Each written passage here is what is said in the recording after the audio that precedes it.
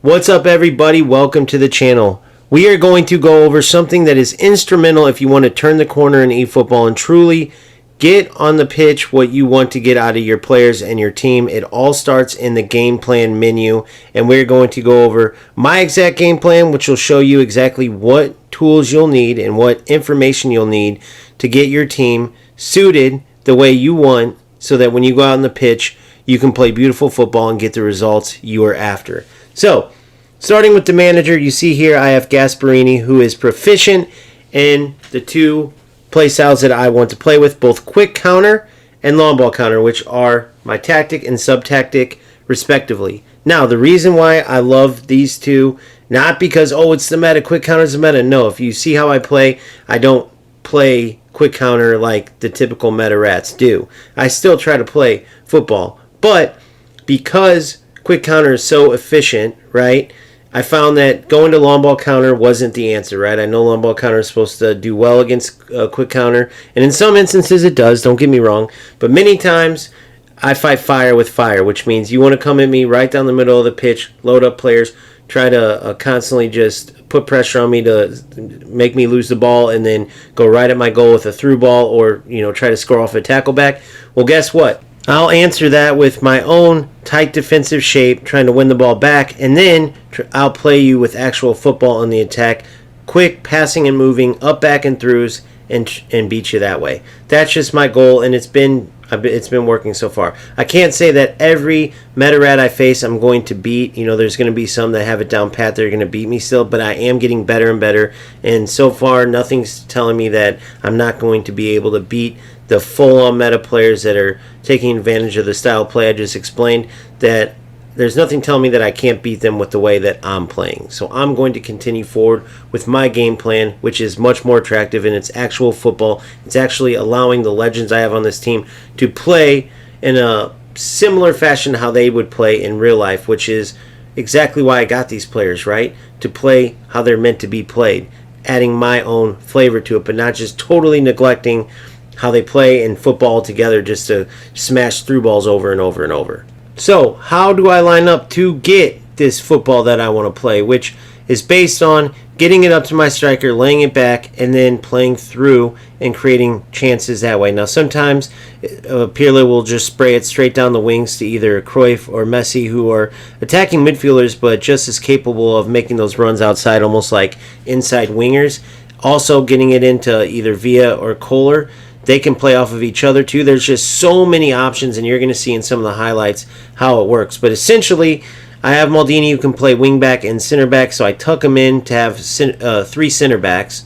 And then I have an attacking fullback, which is Zanetti going up the wing. Not to be confused with a fullback finisher, which tucks more in like a central midfielder in the attack. He flies up the wing and looks for crosses, and he provides width in a lot of situations where it's much needed. The team gets sucked in and the opponents get sucked in. You'll see Zanetti fly down the wing for much needed leaving, pressured situations where we might lose the ball.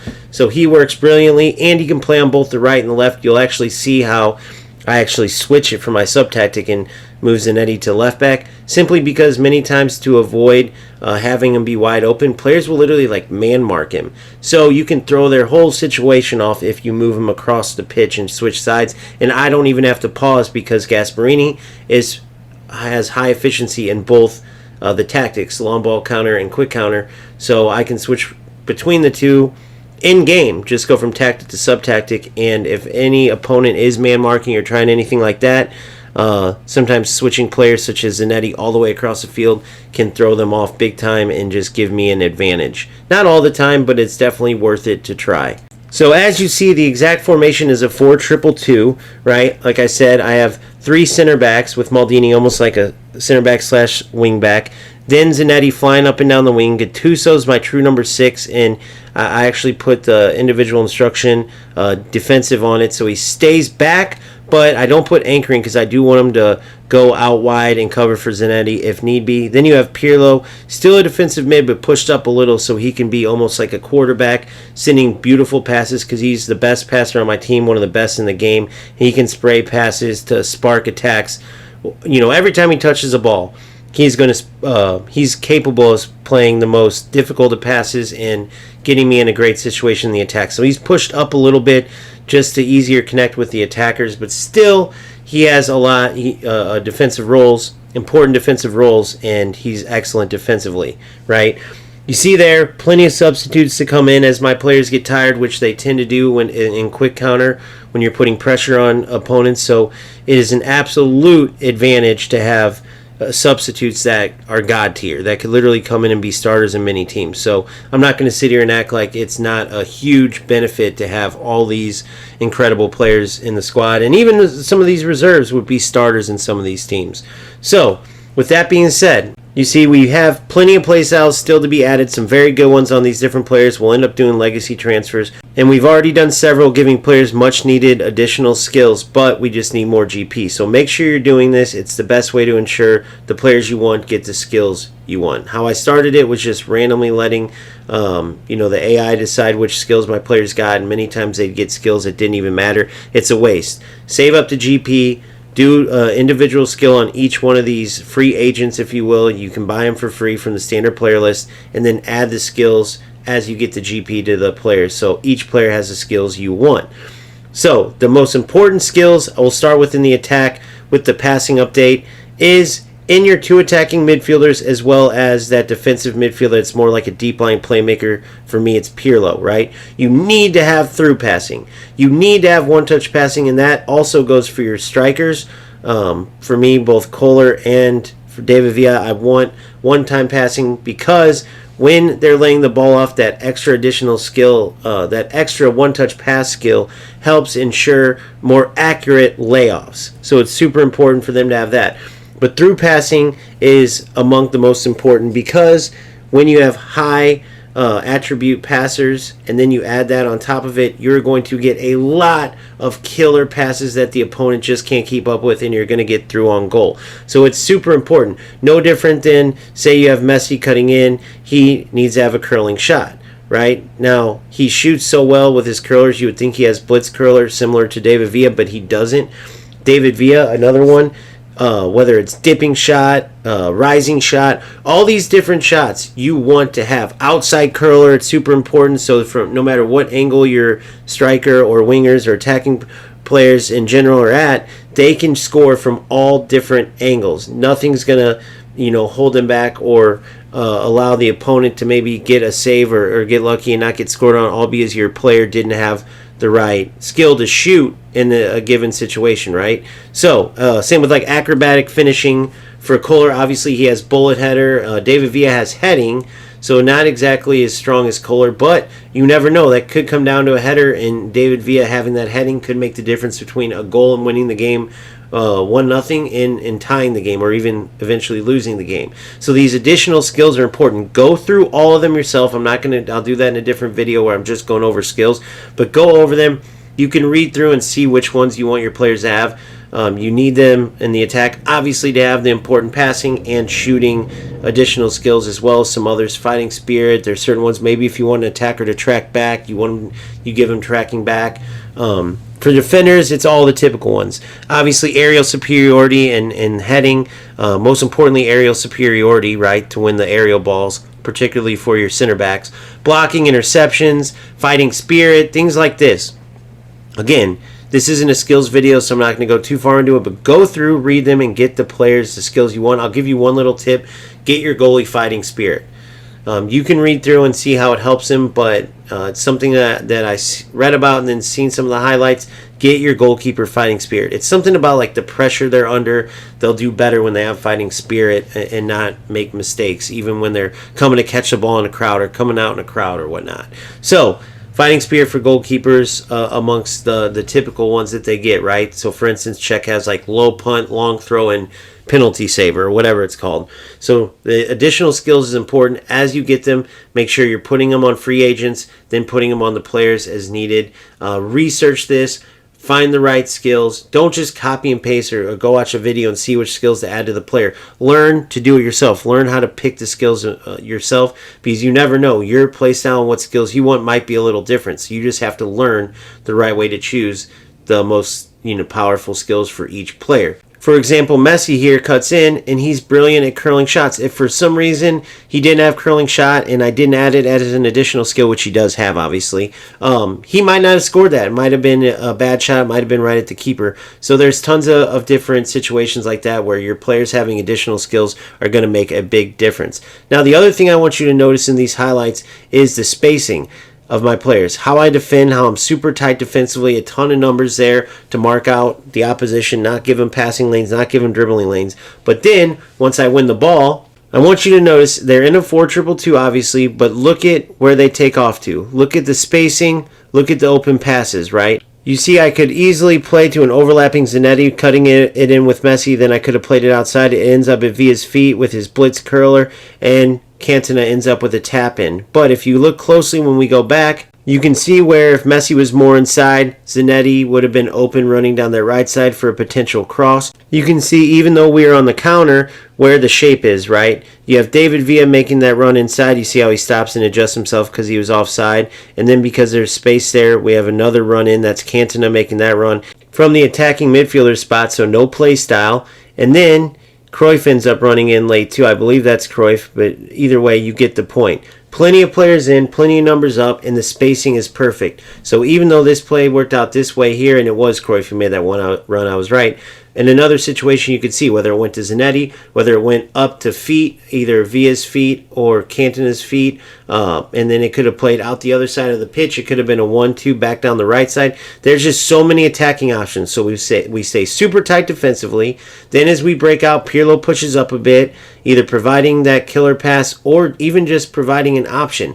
Maybe they have numbers going back, they don't put pressure on, and the ball goes back into Pirlo to kind of take up the pitch like a point guard if you know basketball. So you have to come up with the setup that works for you. But I concocted this in the game plan screen right here, where I decided which play styles I wanted to play, obviously deciding which manager I want to get, which in my case is Gasparini, deciding which individual instructions to add, right? Like counter target on Kohler, playing offensive on Messi, defensive on Gattuso. So even though as a destroying play style, he doesn't venture too far out of that number 6 role. All of these things were decided here. Then you get out on the pitch and your players will play pretty similar, if not exactly how you expected. So my point is, it is so important for you to connect and be able to see what's going to happen based on how you're game planning, right? Absolutely, positively, you can do it, because I was clueless too when I was first doing these tactics, right? I literally copy and pasted the number 1 player in the world's 4-2-4 and went out and just got smoked. I couldn't make that connection. Then as I learned the game, now I can concoct the game plan I want in the game planning screen, and then it will look exactly how I thought on the pitch, because I can make those connections. I see how everything works, and it takes time. So if you're brand new, don't rush it. Enjoy the process, right? It's part of playing this game. It has all the details of a real football team, a real football manager. If you were coaching a real team and the way you were playing wasn't working, you wouldn't just go out there and say, let's just play the game and throw your players out there. No, you would take the time to look at your roster, look how your players are doing, look what's working, look what's not, and tweak things that way. That's exactly how this game is. I look at my entire roster. I look at all my options. I decide the best ones for how I want to play. I then set my players up, add the necessary individual instructions, add the necessary skills and boosters that will help these players.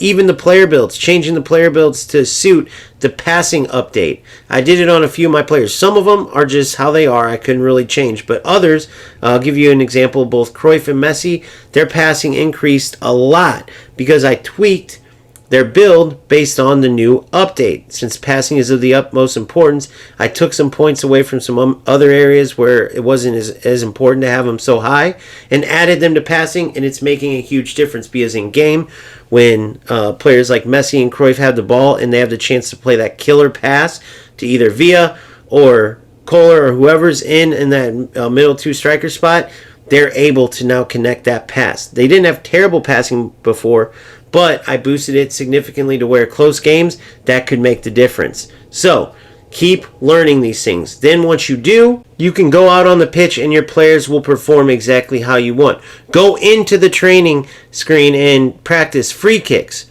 practice corner kicks, figure out the plays to utilize, right? You can come up with your own set plays and raise the percentage greatly as to if you're going to score on these corner kicks or not. For instance, that corner kick was on the right side. Knowing that, I brought Messi over because he's got great dribbling, good enough speed and agility to beat whatever defender's on him and then get a curling shot. Sure enough, that's what happens. I score a goal there.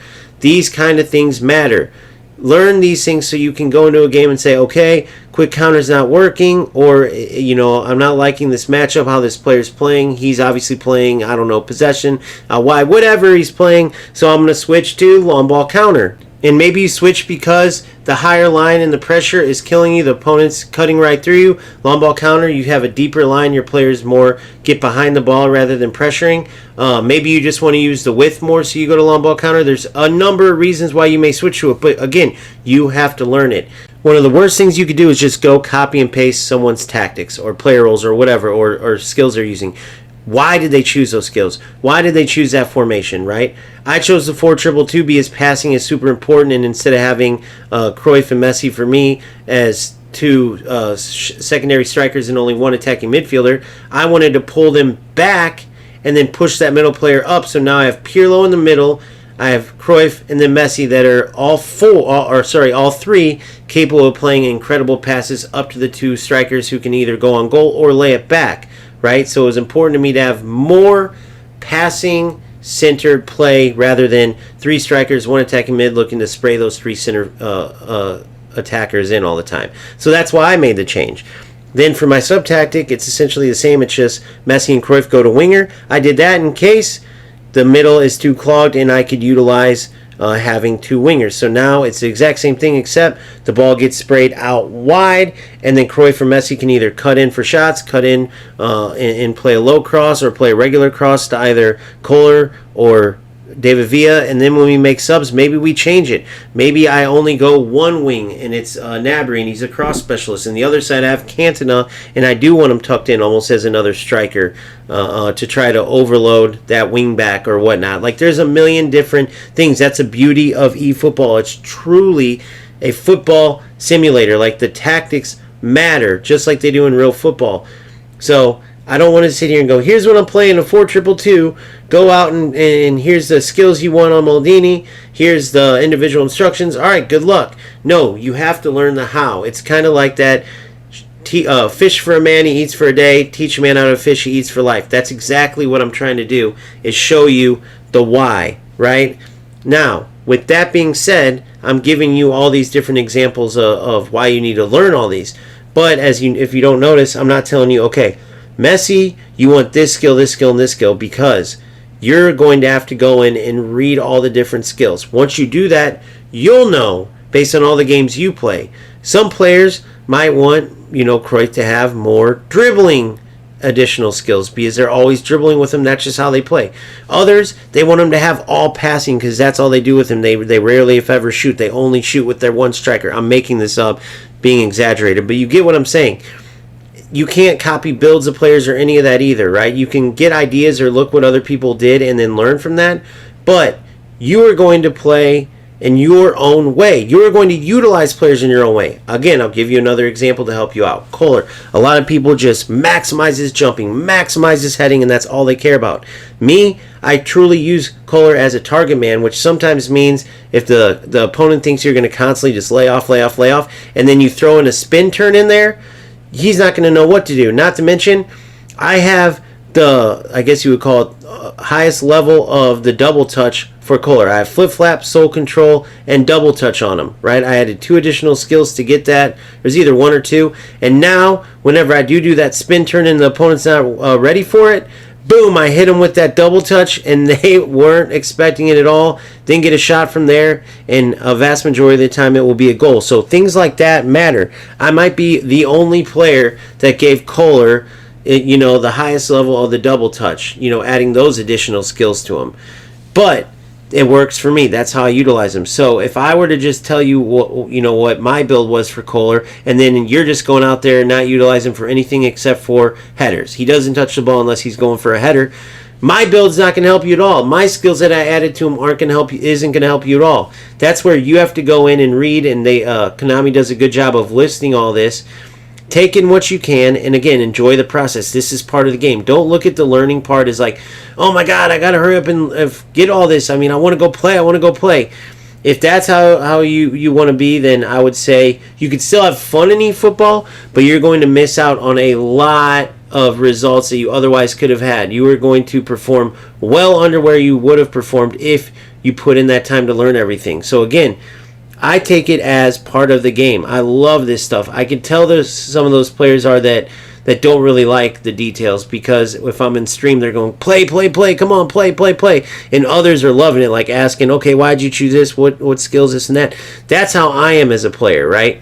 I want to do all of the preparation. That's why I do all the AI events first, because one, you get rewards, and two, you can practice your tactics and make sure you're ready to go. Then when you go into divisions or PvP events versus good players, you're fully ready. You have the right tactics, right? We have a month left. There's plenty of time to grind and play games. You can literally come up and spend the time needed on tactics and doing everything the right way and still go out and dominate just like I did today. I took my licks against the AI, not really against other players. It was only against AI. I only think I might have lost one golden goal to a player.